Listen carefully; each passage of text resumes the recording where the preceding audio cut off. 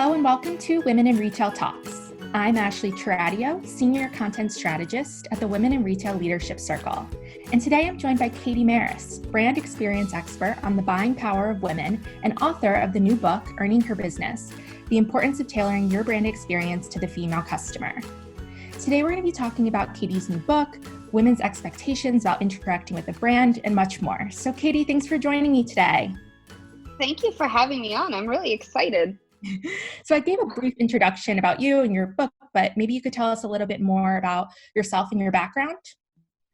Yeah, 100%. So I have a bit of a colorful background, especially professionally. I started in shoes, designing retail stores and, believe it or not, customer experiences at Town Shoes, which was the largest shoe retailer in Canada. We actually brought DSW over to Canada a few years ago. So I went from designing customer experiences across the country from feet to teeth. I went into the specialty medical area and really focused on the dental industry. So I built Canada's first online educational platform for the dental industry in Canada. And while I was doing that, I realized how much disregard there were to moms, which are the decision maker, and the experience that we provide in the dental office. In the dental industry for a while, and then I finished off my stint in the dental industry as the COO of North America's largest dental consulting firm.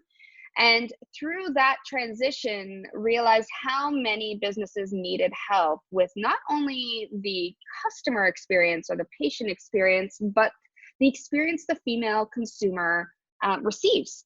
And so I left a great C-suite executive level job and went out on my own to help a multitude of organizations. Now, through that process, I had, unfortunately, a really poor car buying experience. And I could not believe that in this day and age, number one, the experience, I can't even call it an experience, the service, the transaction they provide exists because it's the second largest purchase anybody is going to make. And actually right now with millennials, it is the largest purchase anybody, because they're not even purchasing homes anymore. They're renting homes. But also as a female, I was completely disregarded. I was asked, everything from, is your dad here? Is your husband coming? Do you need help? Do you make enough money to purchase a vehicle? And when I went in with my 3 children, I was completely ignored. So that experience drove me to really studying the physiological differences between men and women and why she buys versus why he buys, and really honed in on writing Earning Her Business and keynote speaking across the globe on the importance of tailoring your brand experience to the female consumer. That's really interesting. And I feel like as a woman, every woman has experienced some situation like that while buying. Oh yeah. Everyone, every single woman. Unfortunately, we are the most influential consumer, controlling over 90% of all household purchases, and either controlling and or influencing, which is really controlling. And she's still the one that's disregarded in majority of industries. It's pretty sad, but I'm happy to bring and shed some light to organizations to help change that. Yeah. So you said that women own over 12.3 million businesses. They employ more than 9.2 million people and generate 1.8 trillion in sales. Yet women are still mostly disregarded when it comes to being respected as purchasers. Can you talk about maybe why this is? And you gave the example of the car, if you have any other examples. And I was really interested if you see this issue even with women-run businesses. Yeah, so there's a couple of reasons. Female-run businesses, there are a lot of, founders. There are quite a few bigger businesses, but in that stat there's a lot of small businesses, and it's a lot of either singly run female businesses or with a few employees. And so when it comes to the female as a consumer, I'll start with the fact that in a female-run business, she's much more likely not to be disregarded. And that's because women understand women, and we have high emotional intelligence, and it's just who we are. It's how we're physiologically built. And so it's easy to kind of flip that lens and put yourself in their shoes, because we are her and we understand the struggles. Now, on the flip side to that is that there are organizations around the world that are much larger than the female run and founded businesses that are still run by men. So roughly between 81 and 85% of C-suite level executives are still men. And that leaves the brand experience. So from a marketing perspective, from an in-person, frontline employee perspective, it's still designed by men for men. Women are unfortunately getting stuck, and I like to refer to the Lean In study, because they call it the broken rung. They're stuck at that entry-level management position because men are still at the top. And while I love seeing more female businesses being founded and gaining traction, the big Fortune 500 companies are still run by men. The big organizations, automotive, in the travel industry, in hospitality, as well as in finance, even medical, it is still heavily male dominated. And that experience is built through the male's lens. So pivoting a little bit back to your book, who's the best audience for reading Earning Her Business? Who's it tailored to? Who would benefit from reading it, I should say? Well, everybody will benefit from reading it, because a lot of women, I've had a few women read the book, and a few close friends of mine, and they're like, girl, this is like what I've been trying to tell my husband forever. You've just put it in an eloquent way. She's like, this is what I talk about all the time. And her husband's sitting next to her, who's also read the book, and he's like nodding his head, and he's like, but you didn't say it in this way, and you didn't back it up with science, and it was highly emotional, and men can't really handle the emotion. Where in my book, it's just laid out in a really friendly way for men to read it. So my book is actually written for men. It's written so that men don't feel they can learn, and they don't feel like they're being attacked. Women also enjoy reading it because they can completely relate to it. So it's through my quirky stories, and it's very personable. So women relate to it, men understand it. And a lot of men, when they've read the book or I've spoken on stage, they pull me aside after, or they email or text me, and they say, now I understand my wife. And I've had multiple men come up to me and say, you've literally just saved my marriage. I totally know how to make her happy now. So the book is written for men. It's written for the male executive and the male frontliners that need to understand that, we have to work together, and we're just physiologically different, and that's okay. But the book breaks down why we're physiologically different, and it gives them the ability to see it from her point of view in a non kind of confrontational way. Women just enjoy it, and they just agree with every page and every word written. And it sounds like they could share it with the men in their organization. Oh, 100%. This book is truly, and what makes me most proud is the fact that, yes, it's going to help organizations across the world, and it's going to start to change the experience women receive, but it's also going to help relationships, because it is really broken down in a way that explains why women, like, for example, why we remember, a fight in grave detail from 5 years ago is because our limbic brain is double the size of a man's. So that kind of leads me to my next question about what are some behavioral differences between men and women and their expectations about interacting with the brand? Yeah, I mean, there's quite a few, but if I were to, the limbic brain is one huge one. So the limbic brain is the emotional and memory hub of our brain. A woman's limbic brain is almost double the size of a man's. So emotion means a lot to us. How we feel about a situation or how we feel about an experience is what is going to trigger us, whether or not we want to come back or whether or not we want to interact with the brand. When it comes to communication, Men communicate with only one side of their brain, the logic, the transactional side of their brain, where women communicate with both logic and creative.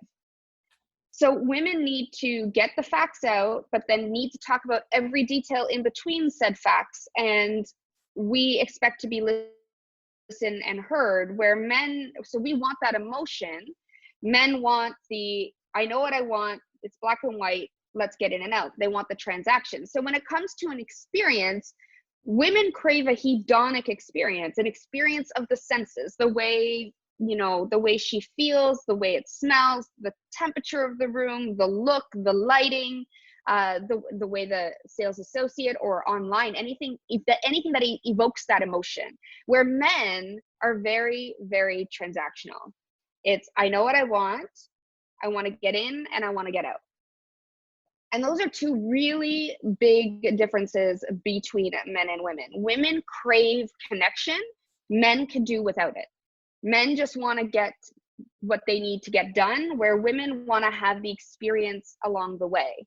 I talk about the journey of falling in love within the book. And it's quite fascinating that the same physiological reactions that women have when they're falling in love, so the release of dopamine, serotonin, and oxytocin, the butterflies in your stomach, the hair standing on end, when you are falling in love with your partner, a man or a woman, with your partner, is the same physiological reactions. So her body has the same physiological reactions as she's shopping or journeying through an experience with a brand.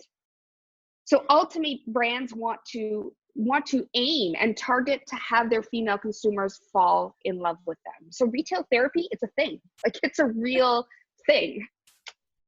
Yeah, my next question was if you could talk a little bit about how brands, especially retailers, can capitalize on that women are connecting not only with the product, but with the experience leading up to the purchase.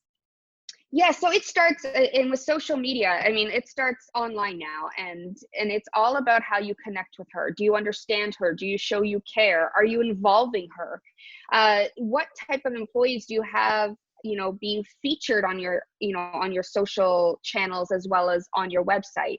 Women want to do business where they can, with brands where they can see themselves working, where they can actually see themselves there, and they want to feel cared for. So right from the get-go, it's no longer just okay to put a big sale. We're having a great sale. You have to actually get her involved. And I've actually spoken a ton on, we're going through this craziness called COVID, and everyone and every female is scrolling online. On top of the fact that she's a professional, she's a mom, she's a nurse now. She's worried sick out of her mind for getting, her kids and her family with the worry of getting sick. She is also needs a little bit of reprieve, and that reprieve is being social on social media with her girlfriends and with the brands that she likes. And she wants to see brands caring for her. And a lot of the businesses that I've chatted with through this temporary new normal, that I like to call it, I've really encouraged them to, reach out and, for example, there's this one clothing retailer out in Sault Ste. Marie in Ontario. And she is, it's an amazing retail, female founder. But she was like, how do I engage with my female consumers?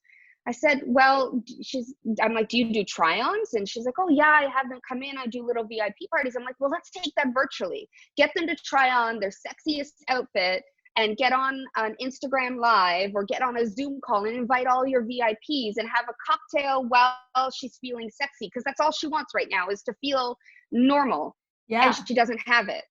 And so she did it. She did that, and she invited all of her females on. And then she actually did a contest where it drove them to the website to, heart and like all their favorite things. And then she did a draw and actually delivered some of those pieces to some of those women. So she got them connected, got them feeling good, showed that she cared, and gave a little bit of, a surprise with that draw. So when it comes to retailers, the importance of connecting with women right from the get-go, from social or the website, right through to when we finally get back to business and actually get into the brick and mortar stores, is drawing that experience into the store and meeting her with, a smiling face, how don't have to sell her. She's already sold. If she's walking into your store, she's already sold. She's probably already picked out the 5 things she wants online. What she does need is the feeling of being connected to the people in your store. And then what is the lighting? Is it comfortable? Does it provoke an emotion? Is it a hedonic atmosphere? Those are the things that I would suggest you focus on, because once you have her drawn in and you connect with her and that release of oxytocin, the bonding hormone happens, you've got a customer for life. It's too hard for women, anybody now, especially in this, and I'm air quoting this, social age, right? Behind a computer screen or behind a phone. It's hard to trust anybody. It's hard to create those relationships. So once you've done that, you've literally got a customer for life. Yeah, that's so interesting. These things that you're mentioning, I don't think everybody would think about right away, but when you talk about them, they make sense. And I'm so glad you brought up the virtual options, because so many retailers have had to pivot for COVID. Yeah, COVID it'll go away. Digital is not going to go away, but I can promise you women would rather, the reason they go to a mall, the reason they go to shop is not necessarily to purchase. That just kind of happens. It's to feel that rush of serotonin, dopamine, and oxytocin. Not that they know that, but that's what it is. They go to interact with people. They go to fall in love and have that butterflies in your stomach and that excitement. It's far less about the purchase, and it is everything is the experience. So I wanted to end with something that you mentioned in your book that I think is really interesting, why it's important for retailers to start thinking about women as women first and customers second. Yeah, well, women want to be understood as a woman first, because again, it goes back to the need or the craving of connection. You can't truly connect with somebody if you don't understand them. Especially in today's day and age, everything is shifting. Women used to get married in their early 20s, used to have kids in their mid 20s. They maybe didn't go to school. They weren't really working. And now you've got women that are getting married, 30s are the new 20s, 40s are the new 30s. And you have women getting married in their late 30s, having kids in their early 40s. They've got a career path and career goals. They no longer need men, as much. They want a partner, but they don't necessarily need a partner. And so her life has changed. And so we want to make sure as retailers that we're looking at what life stage she is in, because you can't judge a book by its cover anymore. You can't look at her and say, okay, well, maybe she's in her 30s, mid 30s, and she has a kid or she has a baby. But the one who is single is living a very different life than the one who just got married, which is living a very different life than the one who just had a baby. And if you look at what's happening, her needs, her fears, her goals at each stage in her life, you're going to better understand her as a woman. And when you understand her needs, you're then able to tailor that experience and give her a personalized experience she can't live without. Well, Katie, thank you so much for joining me on this episode of Women in Retail Talks. And where can our listeners find your book, Earning Her Business, and when can they expect it out? Yeah, definitely. On Amazon, it's on Barnes & Noble, really any major book retailer online and in store. And it's out September 1st. Katie, thank you so much. That was so interesting. Thank you, Ashley. Thanks for listening. For more information on this podcast, please check out our podcast channel page at womeninretail.com for show notes. Women in Retail Talks is available on Apple Podcasts, Google Play, Stitcher, and Spotify. Make sure to subscribe on our podcast channel page as well. If you've enjoyed this episode, please take a few moments to rate and review this podcast. Thanks, and until next time, this has been Women in Retail Talks.